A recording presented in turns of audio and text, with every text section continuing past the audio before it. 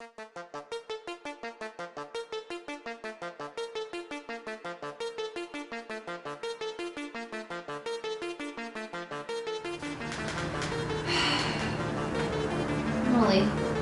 Thomas, we gotta do this review.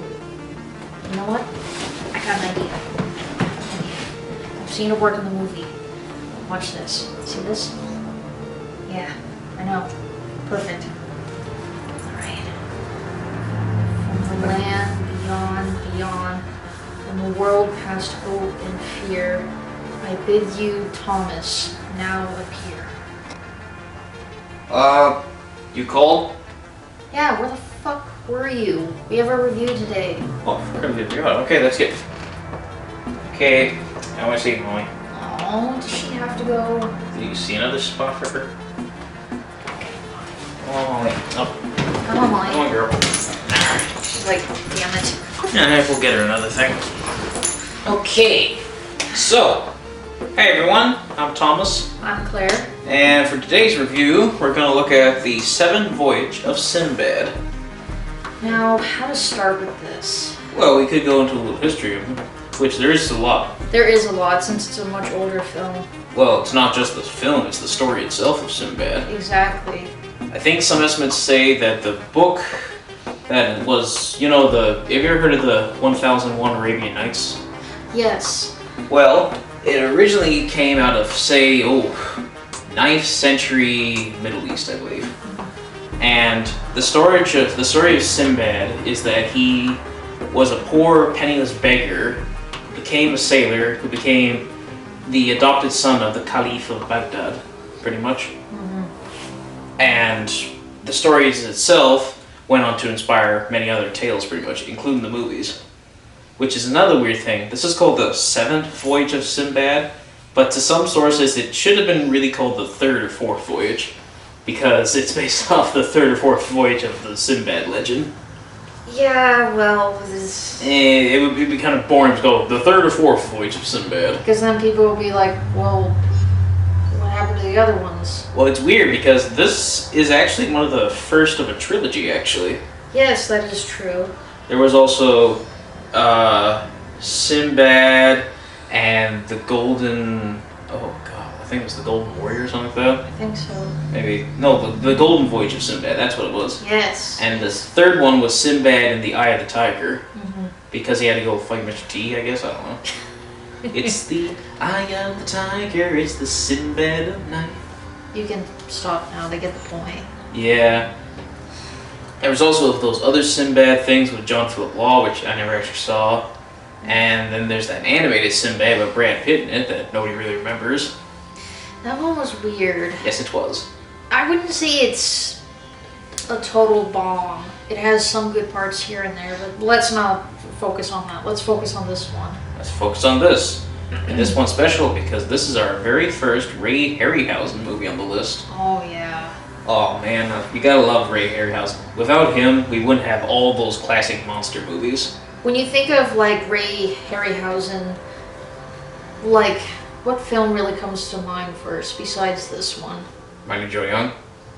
I get the Jason and the Argonauts? Argonauts. Which, strange enough, they made after this, actually. Yeah. There was also Clash of the Titans, which some people thought was just a Star Wars ripoff, but it was okay. I liked Clash of the Titans. It's Hey. not like the new one. They really screwed the pooch on that one. Yeah. Okay, so we got with Sinbad here. Mm-hmm. Now, this was originally shot in 1957, actually, in, I think, Grenada, Spain, actually. Mm-hmm. But it was eventually released in 1958. And for the longest time, this was considered the pinnacle of Ray Harryhausen's career. In fact, even in the opening thing, it has a quote from Leonard Moulton saying, "An eye-popping special effect winner all the way." Okay, Leonard, we'll be the judge of that. Okay, let's start with Sinbad himself, obviously. I'm not gonna lie, the Sinbad in this, he seems like a bit of a dumbass. He gets tricked so easily by the bad guy in this, pretty much. I know, right? And I hate to say it, but the acting in this one is very William Shatner-esque acting. Yeah, especially for my part, the love dialogue. Yeah, he's got to be the metrosexual in the scenario, pretty much. Like, I'm just... Also, can this dude never get a shirt that just isn't completely open all the way? Hey, ladies, we need our eye candy. I know. That's another thing I want to bring up. It's the controversy that this movie sometimes has. So, Yeah. we're set in ancient Arabia with Arabian characters, and not one of them is being played by an Arabic character, pretty much, or actor. They're all white. They're all Caucasians playing Arabic characters, pretty much. They don't even try. They don't even look Arabic, basically. I know, right? Only a few dudes wear turbans, pretty much, and have the beard, pretty much. Like, oh, Jesus. Like, look, I get it. It's 1958. Standards were different back then, but holy whitewashing, Batman. Well, this is the pinnacle of whitewashing. Pretty much. They did have on the crew, though, one black guy. And he actually gets some lines. I know, he actually gets some lines. I'm like, wait, what? That's actually kind of an improvement for what they would have done, usually. I know, right? But But he's only in 1 or 2 scenes, pretty much. He's gone, pretty much. Yep. But besides Sinbad, let's also talk about Princess Parissa, also. Oh, yes.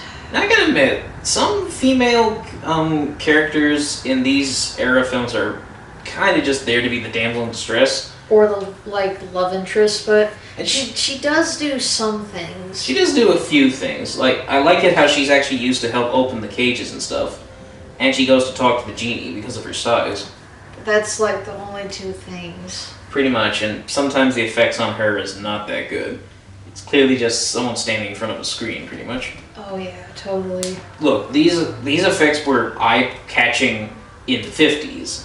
But now we live in an era of CGI and all that, so I know. take it for what it's worth, pretty I know. much. At least not the time where, like, in her bedroom she shrinks and then there's a There's the candle, which doesn't even look like wax. It's made of, what did you say? It's a plastic candle. It's a plastic candle, come on. What was that one line, though, that really ticked you off with Parissa? I don't want to get into it. Yes, you do. No, I don't. What could you see in a small, ineffectual female like me? Okay, as a woman who is short, I take offense to that. Fuck you. There's a lot of trigger warnings in this one. Just fuck you, Tom. Let's get on with it. Okay, so we got Sinbad, we got the Parissa. princess, and they're on their boat, which, by the way, no Arabic boat would anything look like that. Yeah, the boat is more of a... European design. Exactly. If you look at some, like... Some Arabic ships. They look very different. Very sleek, they got a nice smooth design. Well, they have to be because of the waters that they sail in around that era. Yeah.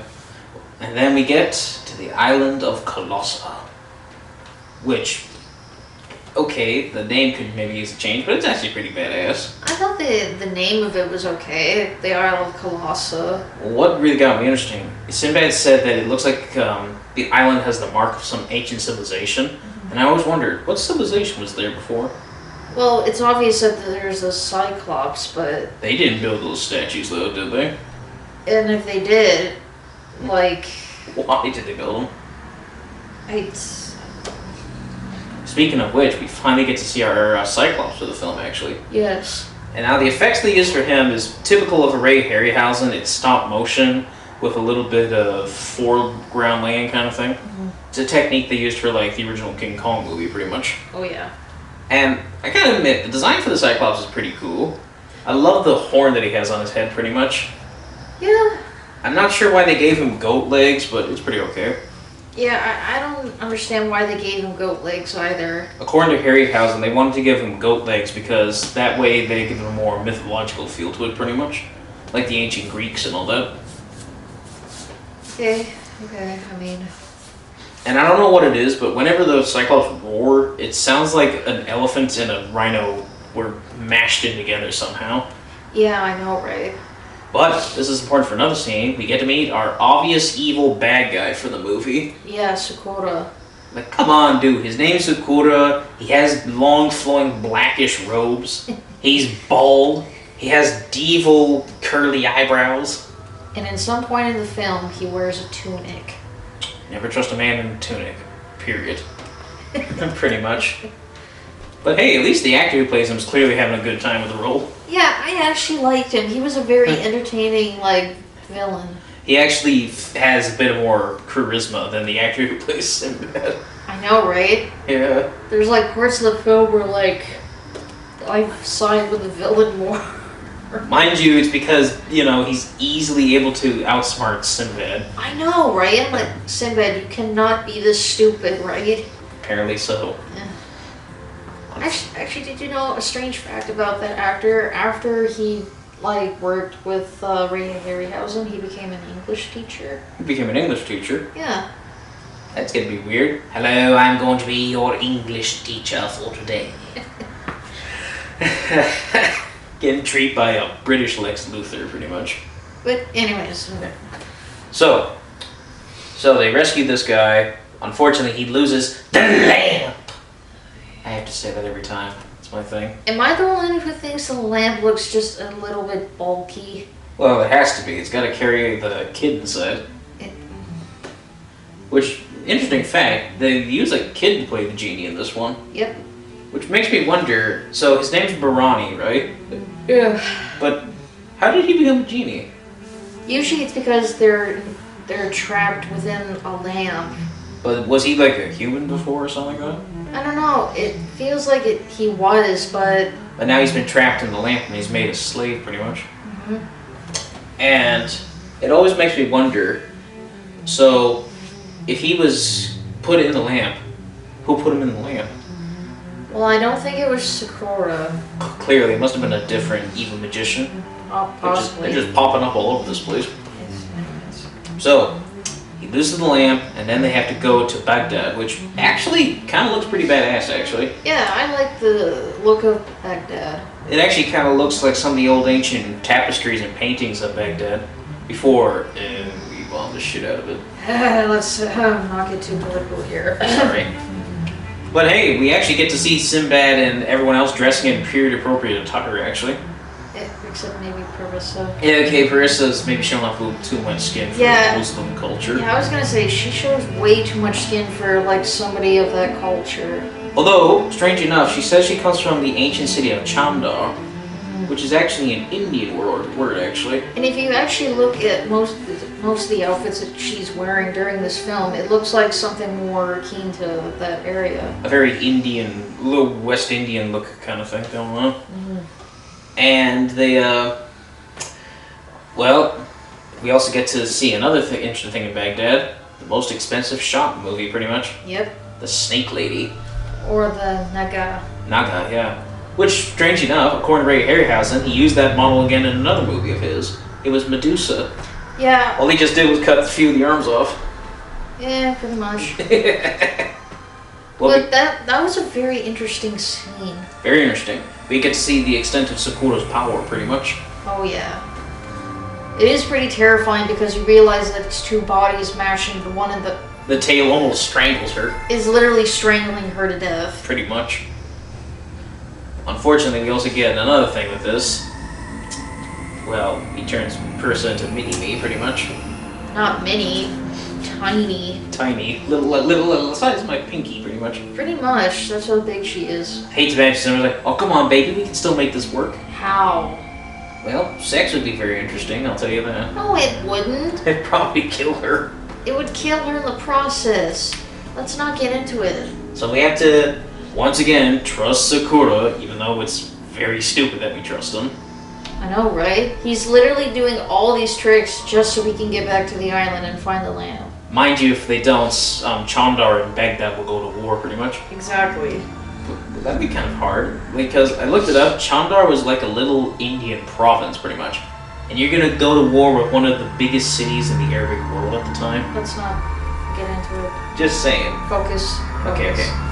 So, once again, Sinbad proving how dumb he can be, recruits literal prisoners to be on his crew. Thieves and murderers. Yep, he's dumb.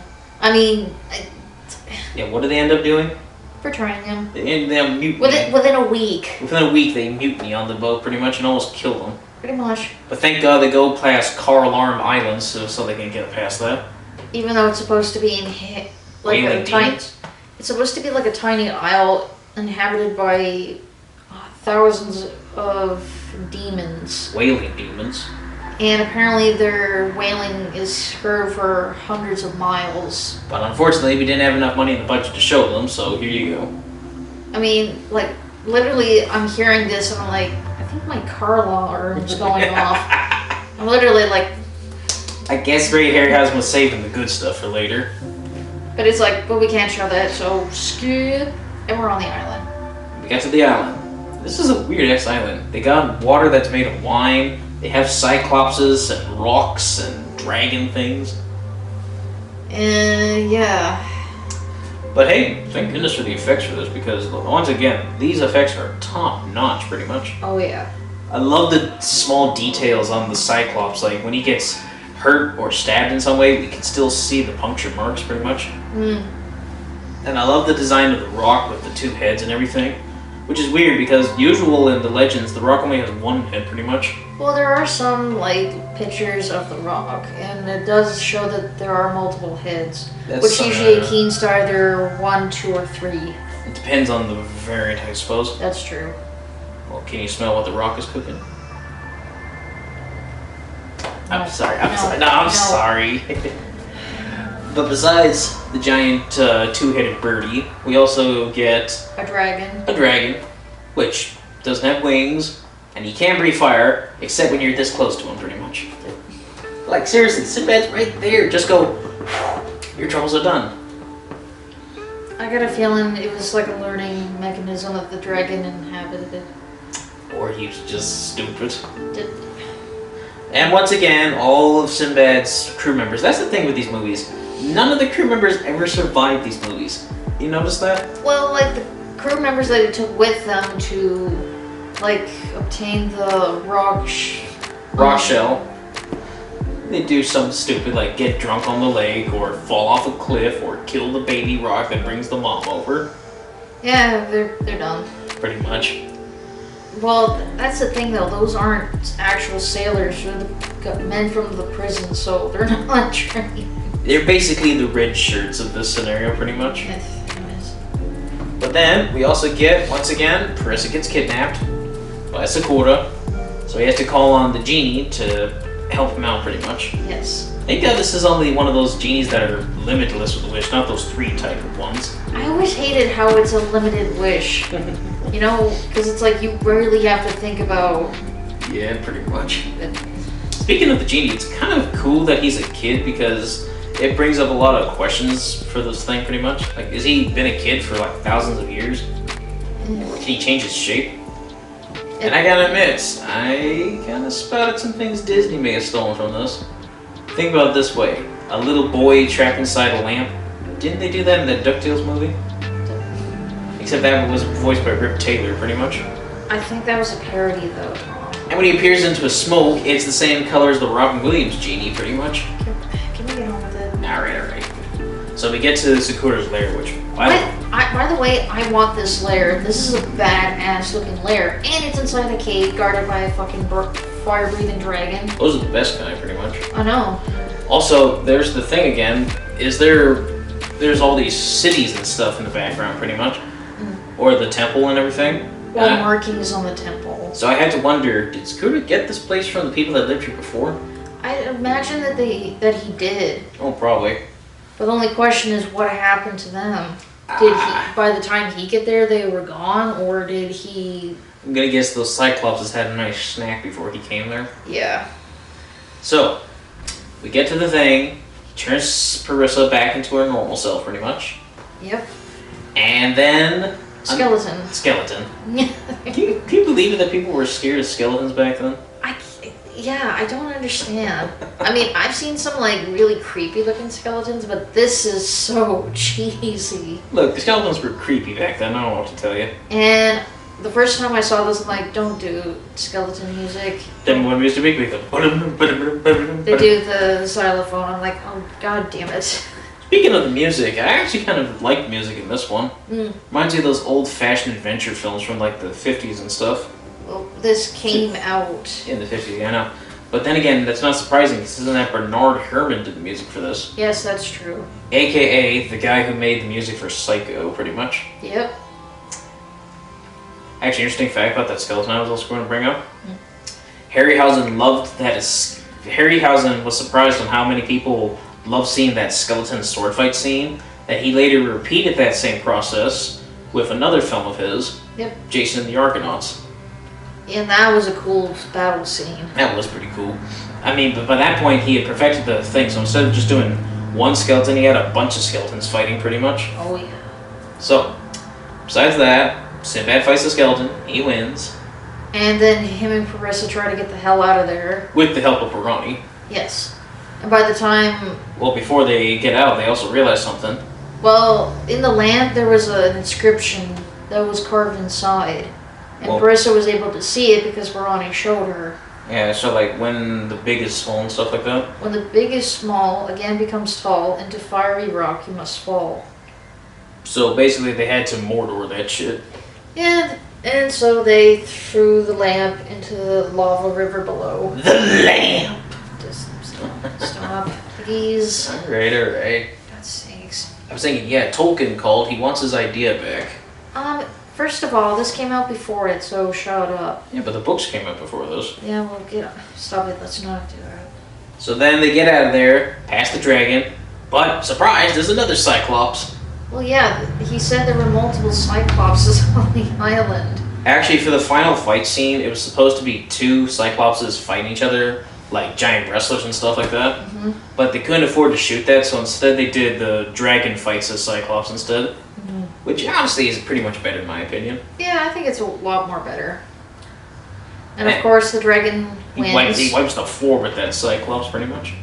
And so Sinbad and Parissa, they're running, and Sakura Leads the dragon. leads the dragon so he can kill them. But then again, Sakura's not really smart either, because he gave the designs to his giant crossbow to them, pretty much. Yeah, why?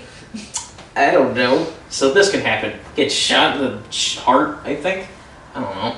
No, I think he was shot in the lung. Or wherever the dragon's body is like there. It's- And he falls on Sakura. Yep. You couldn't have just moved out of the way, dude? Nope. What is this? Prometheus? Come on, dude, move out of the way. Anyways, the dragon dies, and they are rowing off back to the ship, and then they're heading back to Baghdad. And guess who's on the boat? Pirani. Yep, and he brought them the treasure of the Cyclops, which is awesome, Plus, the pictures are not going to kill the kid, pretty much. obviously. But now that brings up the question. Now that he's human, does that mean he's going to start aging all of a sudden? Yeah, Does he still have a little bit of his magic by any chance? I don't think he does. I was thinking, how would he get the treasure on board? I think that was his last bit of magic. I really hope so. Anyways, and then that's the end. And once again, we get played off by Bernard Herrmann's beautiful music score. Yep. Now this is interesting because here's something that I also figured out with the cast and crew of this film. 2 actors and 2 crew members would later go on to make another movie involving giant monsters. Jack the Giant Killer. Not the one you're thinking about. Yeah. No, this one is the one I saw, which was way back in the 60s. And it has the actor who plays Sinbad to play Jack, and Sakura is once again playing an evil magician. He's got a habit for playing evil magicians. He's got that look. And it's directed by the same guy, and it's produced by the same guy, pretty much. Isn't that awesome? They couldn't get Ray Harryhausen, unfortunately, because he was busy with his own thing around this time. Yeah, pretty much. A lot of people think Ray Harryhausen did do it, but no, actually it was a friend of his. So, final verdict. I find this film very entertaining. Yes, I do have a lot of problems with the characters, and I know it's very a product of his time, but I'm trying to keep a positive attitude about the film. I enjoyed it, and I watch it again and again because of the effects that Ray Harryhausen has done. Yeah. So yeah, it's probably not, how to put it Maybe not as great as work, right? exactly, but it does hold up, surprisingly. Give or take a few. So what would you rate it?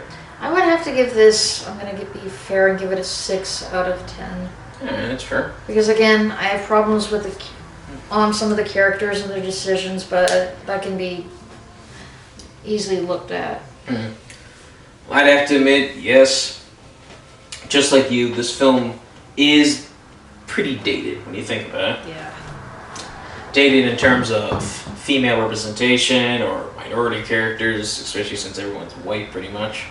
Yeah. Except that one dude pretty much. But honestly, I would take this film out of any other adventure film today because of just the feeling that it gives me pretty much. Like, it's not one of those CGI click fests pretty much. Yeah, those are like an eyesore.